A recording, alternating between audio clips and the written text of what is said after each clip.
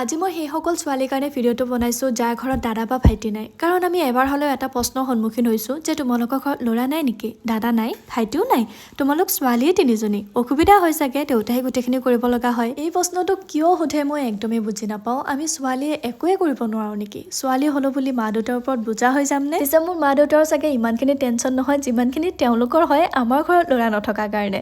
কাৰণ মইতো দেউতাক কেতিয়াও সেইখিনি সুবিধা দিয়াই নাই যে গোটেইখিনি দায়িত্ব তেওঁ ল'ব। ল'ৰা ছোৱালী দুয়োটাৰে সমানে দায়িত্ব পালন কৰি আছোঁ। আগতে ডাঙৰ বাই কৰিছিলে আৰু এনেকুৱা সময় হৈছে য'ত নেকি আমি ছোৱালী হৈ ল'ৰা মানুহৰ কাম কৰাৰ কাৰণে বহুতে আমাক মতা বুলিও হাঁহিছে। কাৰণ ছোৱালী বুলি ক'লে সকলোৰে মনত এটা ধাৰণাই থাকে যে লাহে লাহে কথা ক'ব লাগিব, লাহে লাহে খোজ কাঢ়িব লাগিব, জোৰততো একদমেই হাঁহিব নোৱাৰোঁ। যদি জোৰত ভুলতেও কেতিয়াবা হাঁহিছোঁ আমি চঞ্চল ছোৱালী হৈ যাওঁ। ক'ব গ'লেতো বহুত বেছি কথা, কিন্তু কেতিয়াবা যদি এনেকুৱা প্ৰশ্নৰ সন্মুখীন হোৱা এটা কথাই ক'বা যে ঘৰততো ল'ৰা নাই, কিন্তু একো নাই, ল'ৰা নহ'ল কি হ'ল, ছোৱালী হৈও আমি কিন্তু ল'ৰা ছোৱালী দুয়োটাৰে কাম কৰি আছোঁ।